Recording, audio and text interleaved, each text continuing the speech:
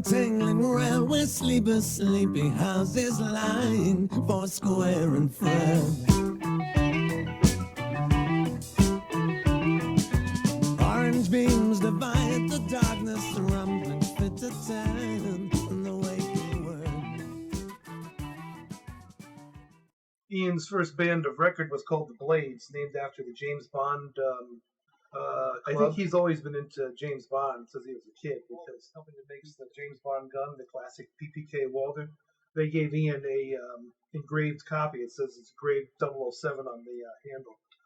I did not know he was a fan of 007. Yeah, he is. Yeah, and he gets somebody who writes the new James Bond novels actually sends him the latest novel. So that's where the Blades comes from.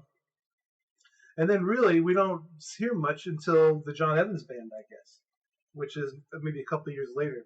John Evans, Jeffrey Hammond, and eventually Barry Barlow, along with Ian. I think John Evans actually started out playing drums, and Ian was playing guitar and singing, and Jeffrey Hammond, I think that's how it was. And then they recruited Barry Barlow, who I think was a couple of years younger than them, but went to the same school, I think, or was from the neighborhood. Right, and Ian and Jeffrey were, I guess, friends prior to the band as well. Yeah, and Ian definitely knew Jeffrey from art school. I think that's when this all started, for reals.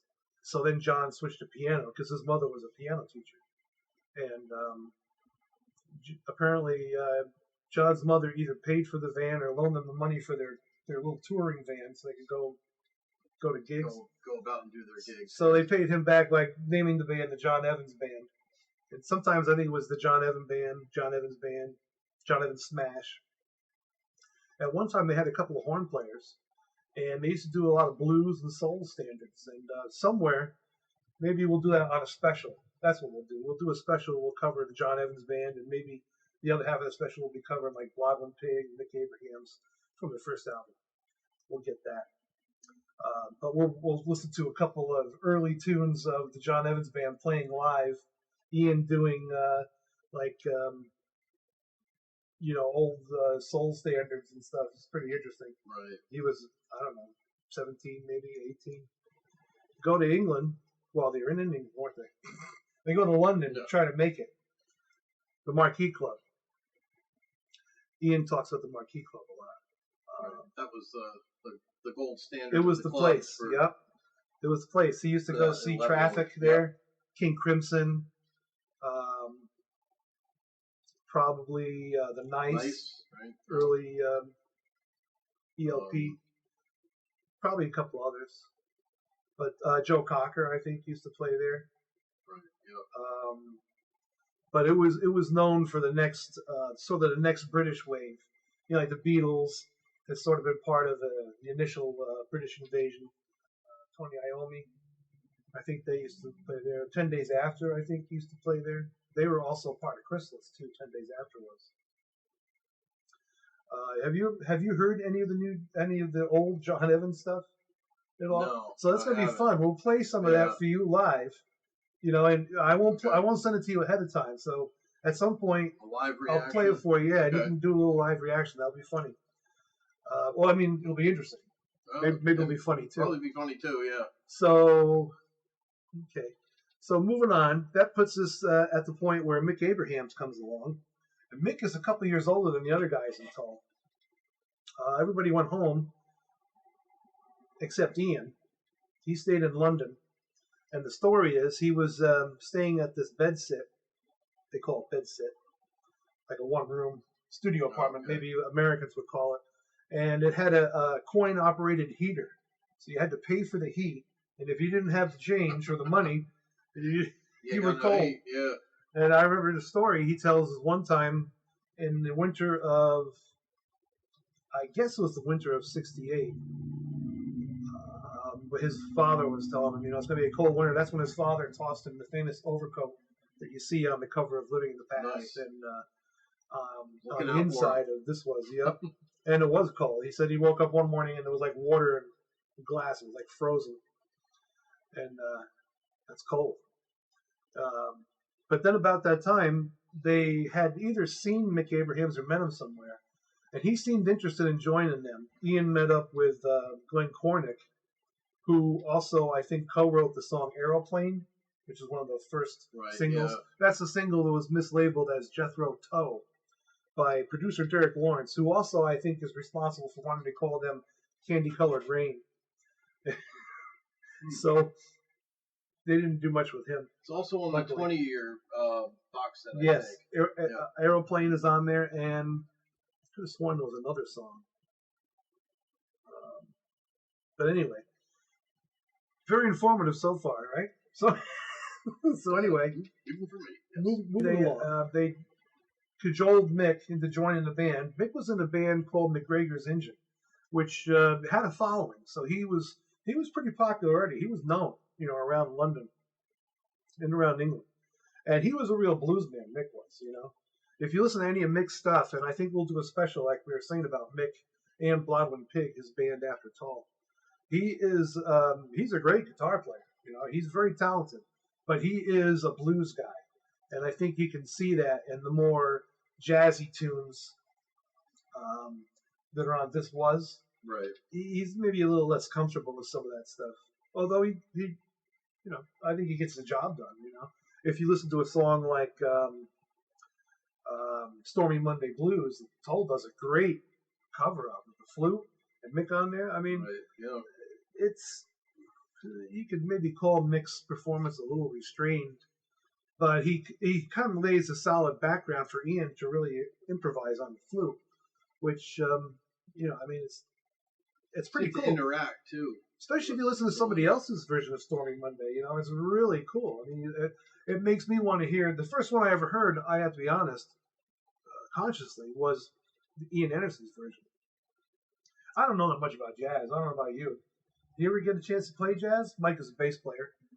You mean listening to it or playing it? Playing it. Playing it? Not much playing, no. I don't mean like necessarily straight jazz. Yeah. Jazz. I like it. I like some of it. I like some of it, and I like it especially mixed with blues. I like bands like Weather Report, jazz rock. Yeah. Oh, I mean, very interesting. Jocko is the bass. And absolutely. But I don't really understand jazz that much. I don't always know what notes coming next, and it bothers me, and I admit that. But saying that, This is a great blues album. But the title itself is actually pretty clever because, as he says inside the title, this was how Jethro Tull sounded in 1968. But things changed, don't they? Yes, they did. And presumably he wrote that before Mick had actually left the band. But I think Mick was on his way out by then. The story is that Mick was not comfortable with the direction Ian wanted to go.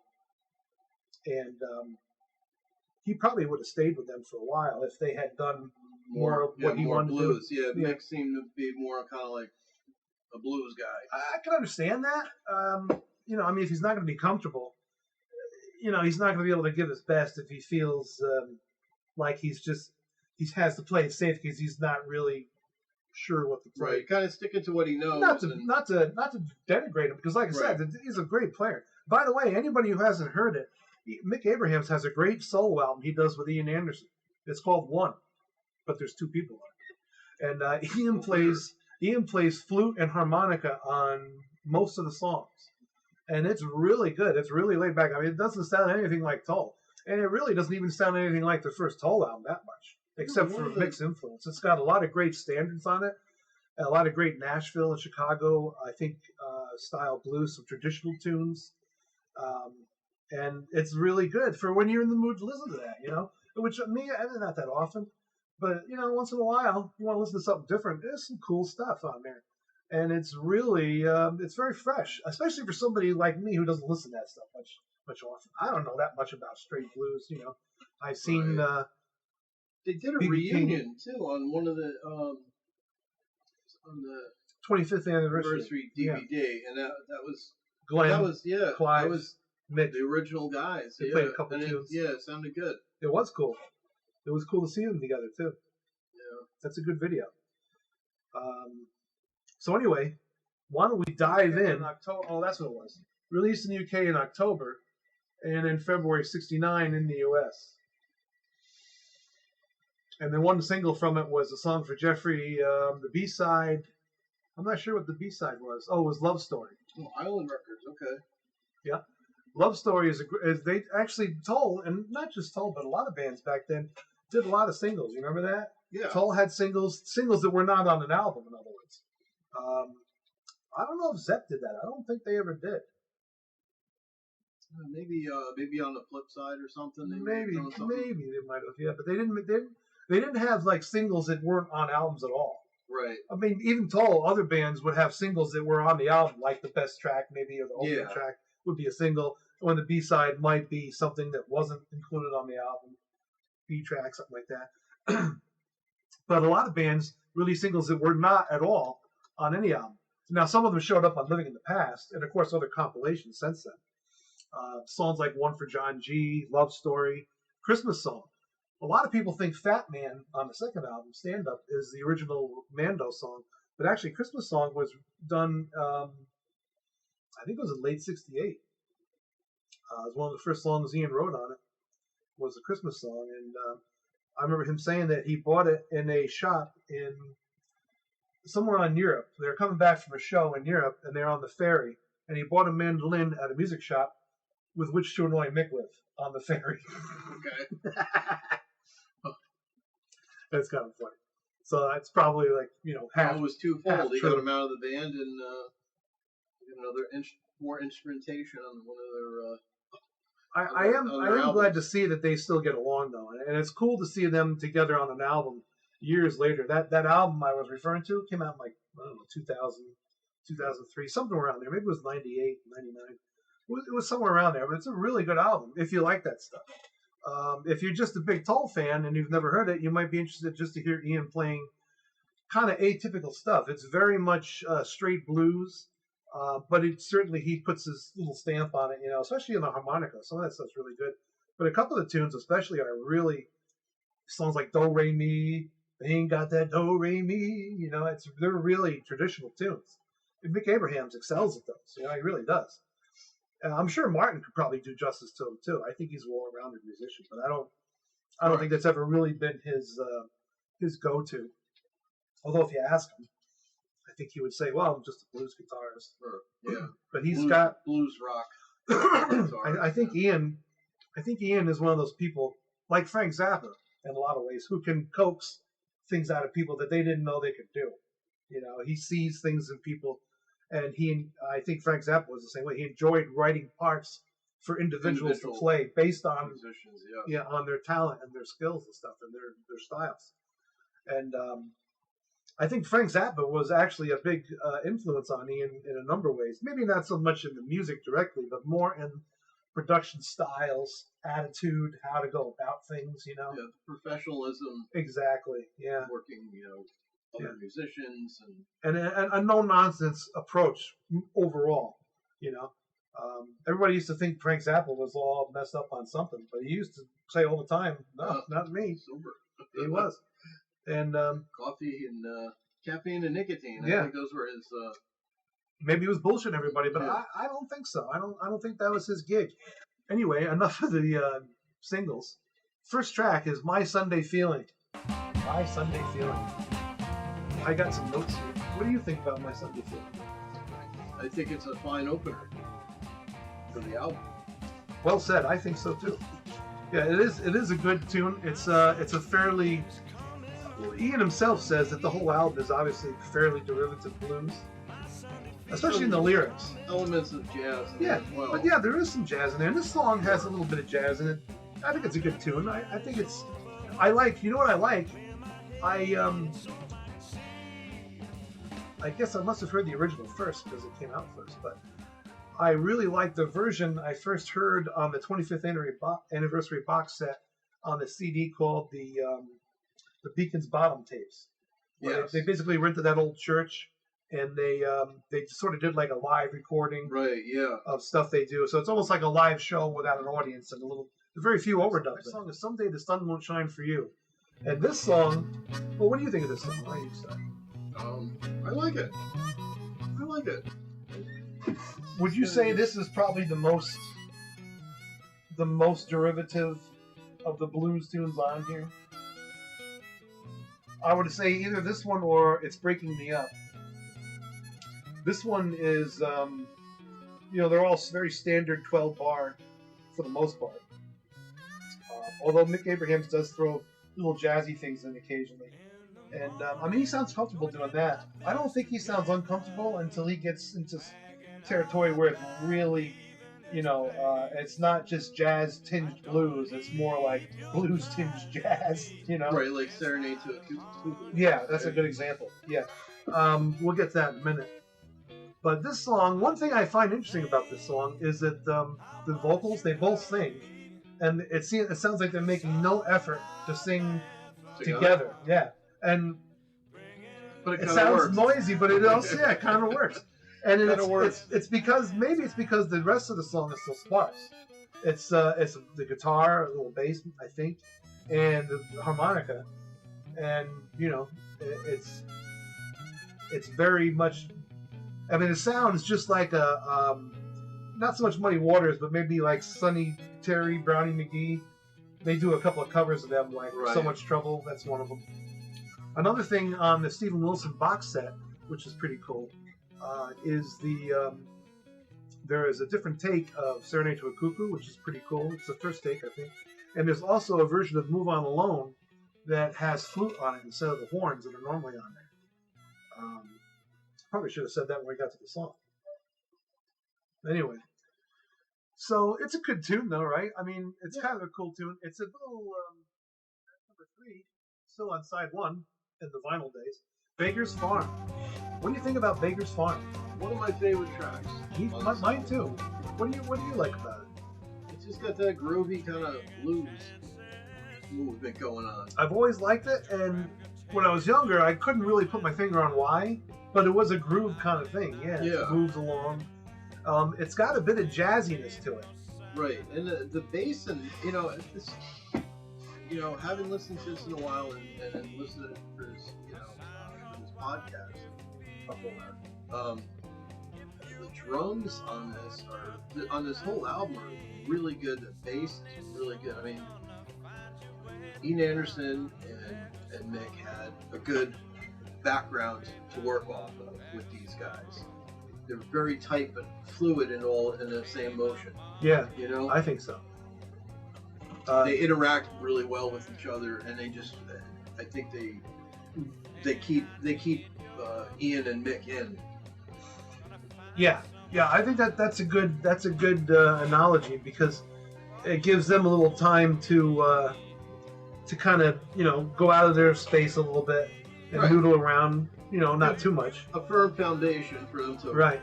But they also give time for Glenn and Clive to do their own thing. Because they're all over the album. Oh, yeah. If you listen to this, it's...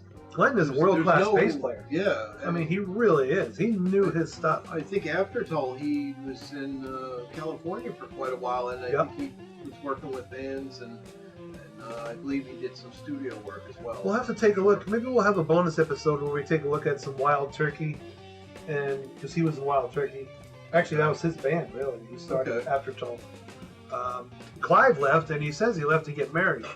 Right, I've heard that as well, yeah. Sounds, reasonable. Interesting story, one of Tull's later drummers, Doane Perry, who I met and talked to a couple times. He's a nice guy. He actually met Clive Bunker when he was just a kid, and he had written a letter to Clive Bunker, and Clive said to him, if you're ever, in the air when we come through, you just come backstage and, announce yourself. And Clive sat him down at his drum kit and let him play around, showed him some stuff. Oh, so Doane was a fan of the band. Yeah, since he was a kid. Before you, okay. Or at least of Clive, anyway. I don't know if he was a diehard Tull fan, but he knew of the band, he knew of the music, yeah. And there's been a lot of interesting people at Tull. We'll get to them all. Kind of almost like Frank Zappa. Well, although I don't think Ian is like the way Frank Zappa was. He was very regimented. Maybe some might even say cutthroat. If he wanted somebody for a particular album, that's who he was going to use, and that was it. So anyway, Beggars Farm, I think, is one of the jazzier tunes on the album. And if you listen, I think Mick is a little restrained on it, probably because, I mean, when he plays is fine, you know, nothing wrong with it. But I don't think he's really comfortable going too out of his wheelhouse when it comes to the jazzy stuff. If it was straight blues, he'd be all over it, and it'd be great, I think. And Glenn, Glenn is very comfortable in the more jazzy stuff, but probably Clive is the most comfortable. Clive seems to be very... he's got a really unique style. Motion. Yeah. Yeah, he's almost a little sloppy about some things, but it's kind of like the way Jimmy Page is when he plays guitar. I'm hearing recent listen to this, I'm hearing like, you know, a Ginger Baker type of feel. Yeah, I would say Baker was probably an influence on him. Yeah, they were all, you know, contemporaries. A lot of people used to say that Tull was the new Cream, which really isn't true, but it was talked about a lot, especially in the early days. And I think Clive also said that a lot of older jazz type drummers, you know, from the old days, were also some of his heroes. Well, yeah, you think of who they had. Who were they listening to back when they were kids? I mean, you had some rock. According to him, he was very much kind of on his own originally. He sort of came up with his own thing, and he would say that was mainly because and he had the double bass too. Yeah, well, yeah. He was a very powerful drummer, and he didn't have that many drums to work with. And so Beggars Farm. What about the lyrics on it? You know, it's not your standard blues tune. You know, it's more focused. It's not just I'm going to leave you. You know, it's a little more focused. Yeah, it's more of a story. It sounds more personal, although I don't think necessarily they are personal, because I don't think Ian very often writes songs that are that personal. I mean, sometimes he does. From maybe a conversation he overheard, or you know, maybe something he read. You know, maybe a story. You know, like. Hank Williams used to get his ideas from songs from reading romance comic books. That's funny. Yeah. I did not know that. So anyway, moving on. Song number 4. This is the Mick Abrahams tune, Move On Alone. What do you think about this song? It's different from the other Tull songs. It sure is. On here, and it doesn't sound like any future Tull as well. That's a for sure. I agree with that. It's probably the most un-Tullish Tull song there is. Yeah, it's an under-Tull. Under-Tull. Yeah. But and then again, it isn't that far removed because it's a slightly jazzy kind of traditional blues tune, and the jazziness I would say probably comes more from the horns than the guitar. Right. But there is a version, like I was telling you before, on the Stephen Wilson remix, the 50th anniversary one, and it is another take of the song with Ian playing flute instead of the horns, and it's pretty cool. I kind of like it. It gives it a very different feeling. It sounds much less jazzy, I could say that, but I could see why they might have said, or maybe Mick might have said, you know, it needs something else. I don't know. I'm not sure whose idea it was, but that was the first time that David Palmer worked with them. Okay. A lot of people think David Palmer came along in 76 or 75, but he's actually been involved in every album except stand-up, I think. Or no, I think he was involved with stand-up. Was he a studio guy, or? I think he was either a student or he was a professor at the Royal London College of Music. Oh, okay. He knows the stuff. He was a composer. He plays multiple instruments. Schooled, yeah. We know he plays at least pipe organ and piano, which is very similar. Organ. He plays, I think, violin. He plays, did I say piano? Yeah. Yep. And he plays saxophone. I know that. And he is a composer. He's composed all kinds of string orchestras for Tull. And also, when we get to it, maybe we'll do a special on the Water's Edge, the ballet that Ian Anderson wrote, along with David Palmer. I never heard of it. Yeah. I've never heard of that. Okay. Yeah, we'll get to that. So, all right. If you're watching the old Broadsword file here, we got stuff coming. It's going to be fun. Stuff you've never heard of, possibly. Or, if you're like me and know almost everything there is to know about Jethro Tull, you can listen and listen for us to make a mistake and then comment about it, and let us know. Try not to be too rude, though. This is a family show. The only song that Ian Anderson does not sing on at all. Some of the new tunes, his sort of alter ego, Ryan O'Donnell, sings mostly on. But this is the only song on a regular Tull album that Ian does not sing anything on, that has singing on it. Obviously, nobody sings on the instrumentals. Right. That's why they call them last I checked, usually that's why they call them instrumentals. So, if you were born like me before the first of the century, it's time to flip the record over. The rest of you, do not flip your CD over, please. So the next track is an instrumental. Speaking of instrumentals, Dharma For On. Thank you. Dharma For On, which originally did not have words, but later on does have some words on the version that shows up, the live version that shows up on Living in the Past. Right. So this is Jethro Tull's Moby Dick. Sort of like a Moby Dick, yeah. It's definitely a vehicle for the drums. For the drums, yeah. I hate drum solos. I hear a lot of. But you know what happens when the drum solo stops? The bass starts playing. Well, there you go. That's when the bass solo kicks in. I've never minded a solo. Guitar solo, bass solo, drum solo. If it's good, solo, bring it, Matter of fact, there's another live thing maybe we'll cover when we get to it, which is from the A album tour. There used to be a cool radio show called On the Road, and they used to sort of specialize on the jams and things you only heard live, for the most part. Oh, so I'm familiar with that. I don't normally, like King Biscuit. Missed that radio. I remember King Biscuit. They would play the hits, Right, yeah. And it would be on for an hour. Same with BBC Rock Hour. They would play the hits. Or you'd get two bands. Right. You get a half-hour set. Sometimes, yeah. It's On the Road thing. They covered the solos and things that you would only hear if you were there. Right. And some of them, unlike some bands, Tull's solos, a lot of them are worth listening to, especially the solo Martin did on the A tour. Him and Dave Pegg and the drummer do this thing. They call it trios. But it sounds, if you ask me, it sounds like a Rush song. Okay, so the next song, 5 minutes and 4 seconds, It's Breaking Me Up, side 2, track 2. This is probably the single most derivative blues song. Right, I agree. Yeah, classic, classic hard blues. Yeah, and I mean, there's not much to say about it. It's a cool tune. It doesn't bother me. It's got a cool guitar solo, cool bluesy solo. Right, and it's another one that's not your standard sounding what we now know. Exactly. Yeah. And it's pretty close to a standard blues tune, but even that way, with Ian on the harmonica and stuff, he changes it up a little bit from what you might expect to hear. They put their own stamp on it, and so does Mick Abraham. I don't think there's anything on here that's completely derivative, except maybe like Cat Squirrel, which we'll get to in a minute. A Cat Squirrel is included in the album. It says in the liners because people like it. But this isn't from the album liner, but this is what Wiki has. That Dr. Ross, who was a sort of a blues pre-rock guy. No, I don't think he was a regular doctor. From the I think the 30s or 40s.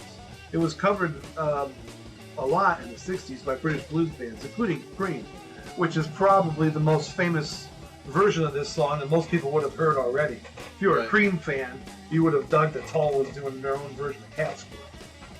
And I think that was, even says that Terry wanted to include it because people like it, because they're trying to push Tull as the new Cream,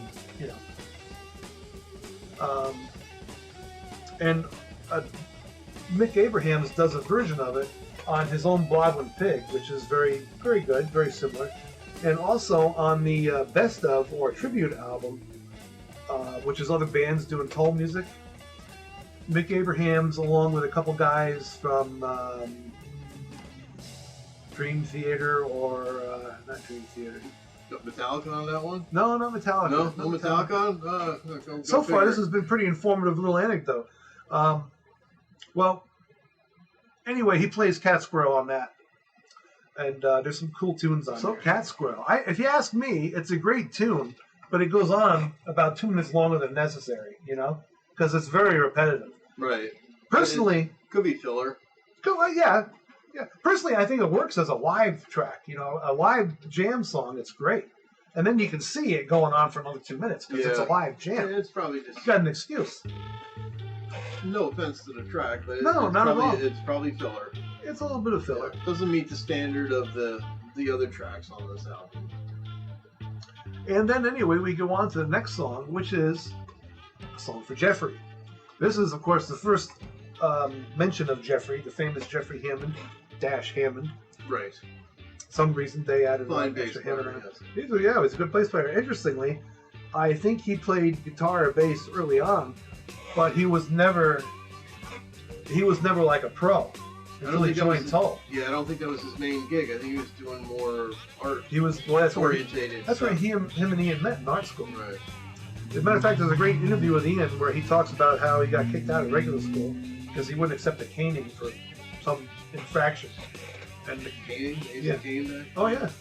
This I was went in to school, they paddled. this was in Well, I used to go to I don't know if it was a Blackpool grammar or a Scotland grammar, but because he moved to Blackpool when he was young, but I'm not sure exactly how young. But anyway, the guy said to me, he said, "Well, you can either bend your ass over and take a caning, or you can get the hell out." And Ian said he picked up his stuff and he said, "I'm getting the hell out," and he left. And apparently went to art school. Interesting stuff. Song for Jeffrey. Again, one of the first songs of, with Jeffrey in the subject. There's a couple of them, of course, and we'll get to them. I think 3. Actually 4 that he's mentioned. Oh, by the way, I forgot to mention, on Cat Squirrel, Mick Abrahams is listed in there as playing a 9-string guitar. I always wondered, what the hell is that? And Ian says it's a 12-string with 3 strings missing. Oh, well, But is that all it is? Or, I mean, is it a 12-string with the last 3 gone? Or did he take away... Which 3 are missing makes that's the mystery. Or is it really a 9-string and it goes down really low? I bet it probably isn't, because they weren't as popular back then, unless you just made one up yourself. But I don't know. Maybe if anybody knows, they will leave a comment and let us know. We'll see. It'll be exciting, right? People be commenting in, telling us how amazingly informative we are and how much they enjoy listening to our dulcet. Is it dulcet? Never mind.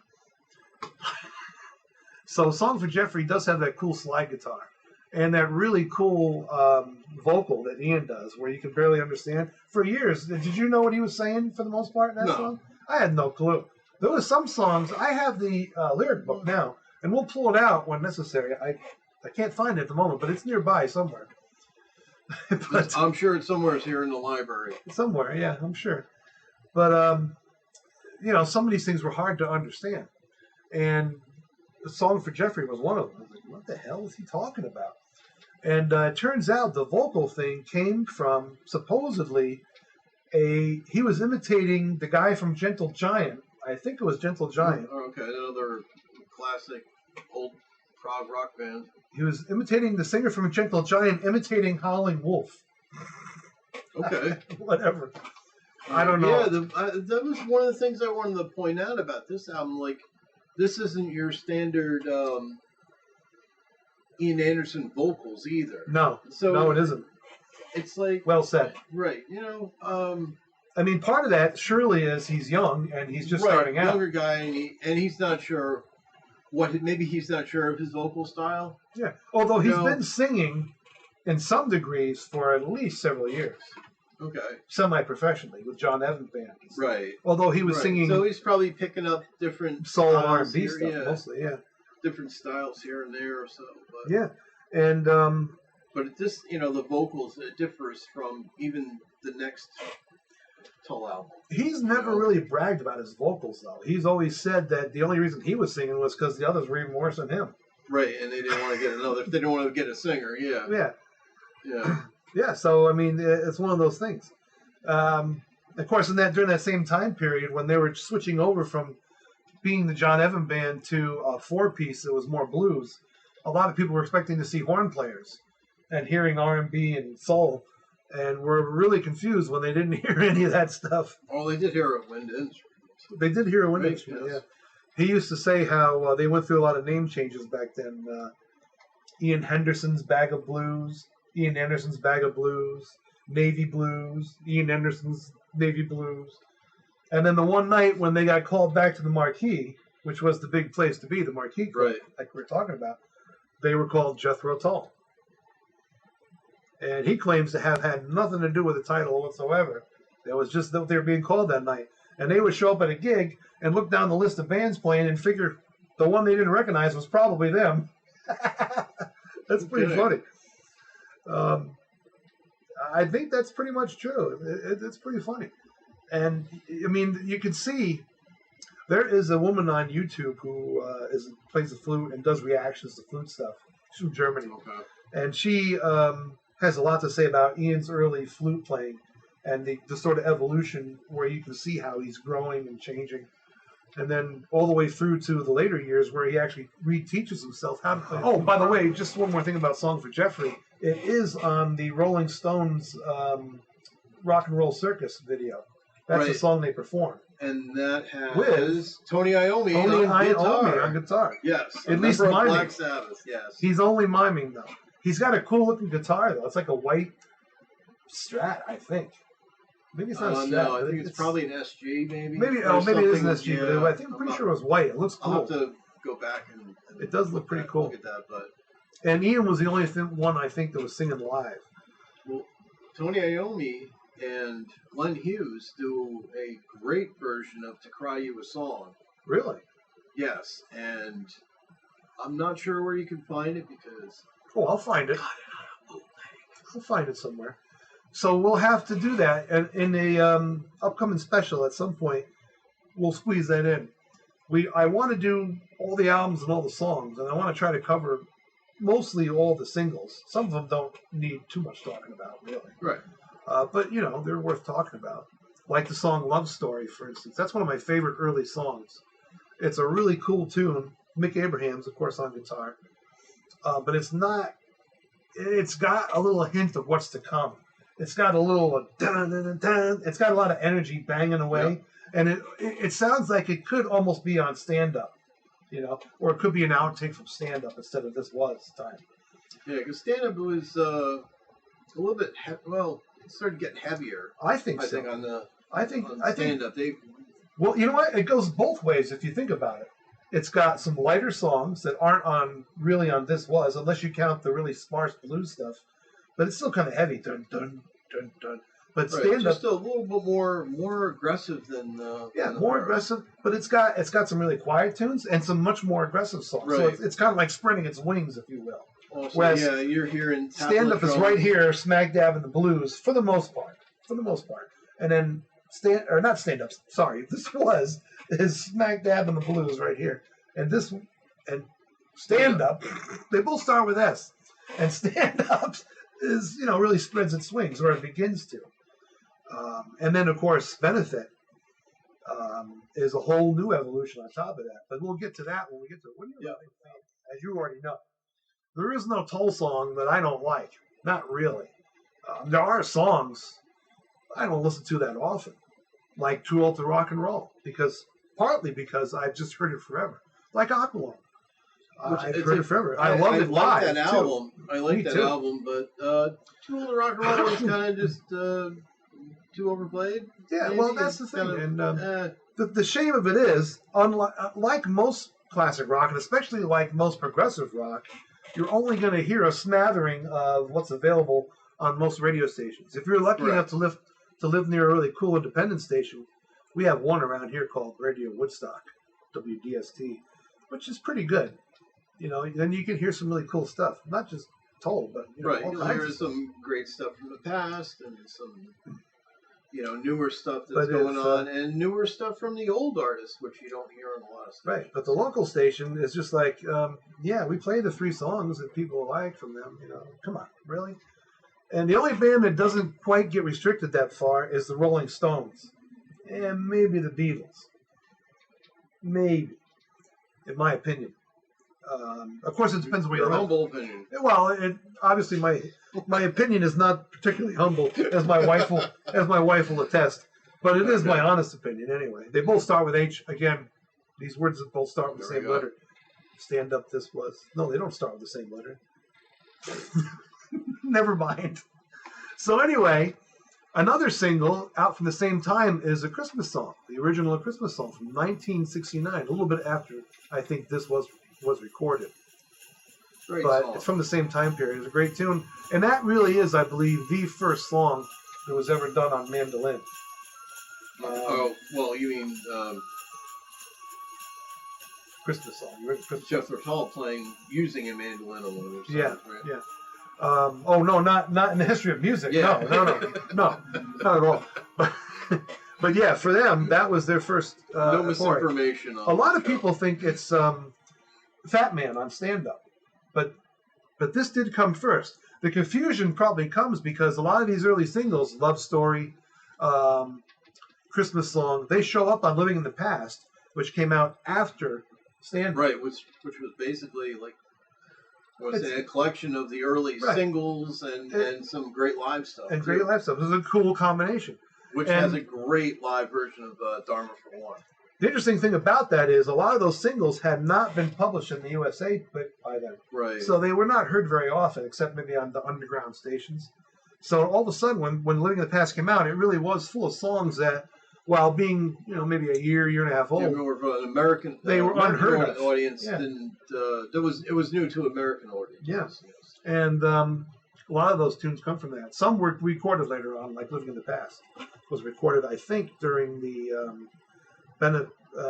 stand-up tour. They stopped and recorded it, I think, in the studio in New York, Okay. along with the B-side, which was the driving song. And Martin Barr talks about that in his live show. We'll cover Martin Barr more when we get later in. We'll do a special on them too, I The think. Mighty Martin. Mighty Martin, for you to listen and to tell everybody else. Well, not everybody, but people that might enjoy listening. Unless you really hate somebody and they hate us, tell them to listen. That might be fun for you, But we're not selling anything. Maybe we will have some kind of contest or give something away. We'll see how this progresses. We'll see how it progresses. We get a lot of listeners. So that kind of covers it for This Was, I think, except for the extra tracks we could mention that are on the 50th anniversary, the Stephen Wilson remix. What do you think of the Stephen Wilson remix compared to the original? I think maybe a little bit more brighter tone. I think. I think he's done a good job. That's Yeah. a good observation. I would say it's noticeably less noisy too. The 2001 digital remaster, which I think was done mostly by Ian. I don't know if he did the remaster, but he did. Right. The rest Yeah, of- he was. It's quieter than the original, which is good because the original CD version of the original album was not any quieter. It's like they just flat transferred it. Right. But you can hear the progression. But Stephen Wilson, now, I mean, he's got the ear. It seems like, because the guy definitely put the time in I really disagree with very to do few it right. of his EQ choices. He seems like he's really got the touch, man. He's got the ears. He's got the equipment. And I would say the same with the surround. A couple other tunes that are on the 50th is the studio version of So Much Trouble. This is from the John Peel sessions in 68, summer 68, and I believe they're like BBC sessions. They do My Sunday Feeling, Saturday Cuckoo. But one of the things that's cool to hear, along with Stormy Monday, is the version of So Much Trouble they do back in the day. You can hear So Much Trouble on the Beacon's Bottom disc from 1993, I think. Familiar with that. But it's pretty cool to hear him and Mick Exactly, yeah. Abrahams doing it, because that was one of their staples back then. That was one of their staples, and it's a good tune. Of course, Sonny Terry and I think Brownie McGee. So that's probably the only other two things are A Sunshine Day, which is I think a Mick Abrahams song, mostly written by him, but I think Ian sings on it. And Aeroplane. One for John G's instrumental. Those are all cool little tunes. One for John G. People that don't know, John G was I believe he was the guy that ran the Marquee Club. Oh. And he was really the guy who gave him one of the first breaks, along with John Peel from BBC, who was very enamored of them in their jazz blues incarnation. When stand-up came out, he did not like stand-up. He was very disappointed with Ian Anderson. As a matter of fact, talking about some of the critical reception, this is kind of interesting. The Record Mirror loved the album. It's full of excitement and emotion. A blues ensemble influenced by jazz music, capable of setting the audience on fire. That's an interesting description. Oh, it's figuratively, right? Not literally? I think figuratively, yeah. Okay. Yeah. Which is good from the safety line. But the lyrics on most of these songs, I think the lyrics are fairly like generic blues style lyrics. Like, woman done me wrong, I'm going to move on. Yeah, kind of traveling in the same...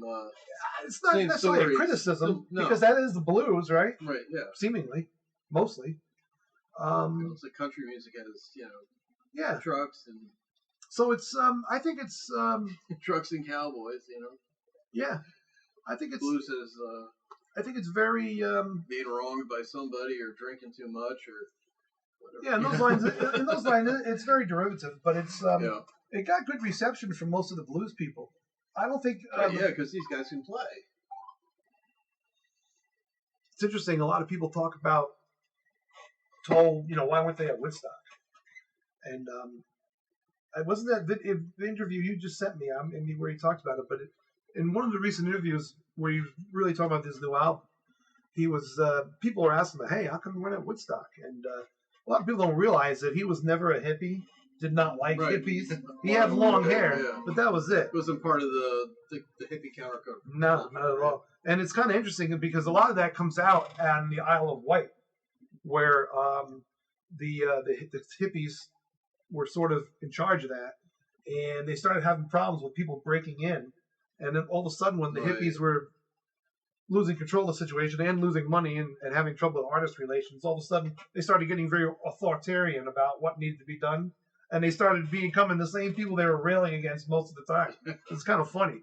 And a number of people have pointed out. The American critic Robert Christgau, I think his name is Christgau, he's a guy from the 60s. He was absolutely appalled. He thought it was just the worst crap he'd ever heard. He said it was the worst of Roland Kirk, Arthur Brown. I don't know. I can understand where he gets the Roland Kirk reference, but the crazy world of Arthur Brown? Yeah, what does that got to do with Ian? Maybe just some of the moans and grunts he does? Maybe his theatrics too. Maybe, the way he moves around. A very harsh review. Overall, though, All Music, Record Collector, The Village Voice, the Encyclopedia of Popular Music, as listed here on Wikipedia, all give it a pretty good listing. Yeah. Matter of fact, some folks point out, if I just scroll down the wiki page here lazily, some folks point out in the Woodstock documentary there are portions of Beggars Farm, Serenade to a Cuckoo, that you can hear being played through the PA while they're changing. Entertaining. Yeah, it was getting play. One of the things. So Tull was at Woodstock in a way.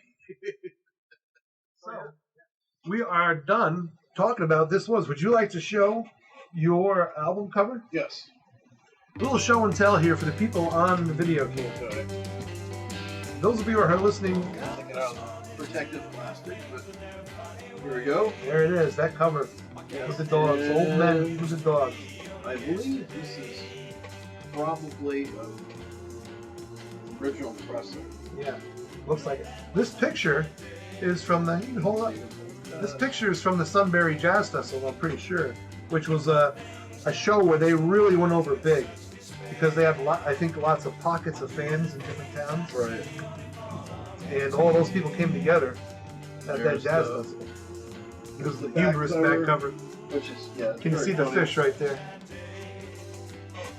And I guess we'll show the... I don't want to nerd out here. Show the label. Reprise Records. So, I'm almost positive this is a first edition. Of course, it's backwards on here, but yeah. But if anybody wants to correct me or agree with me, please comment down below. Yeah, that's the thing. We would love your non-nasty comments because we like to keep this family-oriented. Isn't that sneaky how we say family-oriented so people can't be nasty with us? Yeah. So we've got a lot more episodes coming up. Our next episode is going to be the stand-up album. And we are also going to have a bonus episode coming up soon. I'm not sure if it'll be in between, where we will talk about the John Evans Band a little bit, listen to a couple tunes. We'll talk about Mick Abrahams and listen to a couple of his tunes from Solo and Bloodwind Pig. There it is. This was. I didn't quite get what the having the dogs on the cover was all about. I mean, have are they no old? idea. Are they supposed to be old guys hunting? I don't know. I mean, or are they just like a bunch of old townies with a bunch of dogs? It really does make you wonder. I am not sure. It's like it's just a curtain hanging behind them, you know. Right. It's a lot. I mean, how many dogs are in that cover? Like there got to be 4 or 5. I think they might just be stuffed animals or something. Stuffed toys. You think so? I'm not sure if they're real or not. Maybe they are. Please, if anybody knows. Who has the scoop? If you've got the scoop on the doggies, what kind of dogs these were? How many there were? Were they real dogs? Exactly. Inquiring minds want to know. Right. It's about the size of those thoughts. Good opening freshman album for a band. Everybody enjoyed it and got decent check reviews. out the next one. All right. So thanks for listening. And I should probably say something like and subscribe. Yes, like and subscribe. But don't send money. Again, we don't want your money. Unless you really want to give it to us. Thanks a lot for listening or watching. By the way, you can find us on YouTube under the Broadsword file. And you can find us where you get your podcasts, wherever that might be, under the Broadsword file. Seems pretty simple. Don't you think? I think. There it is. Stand up. I mean, this was. Oops.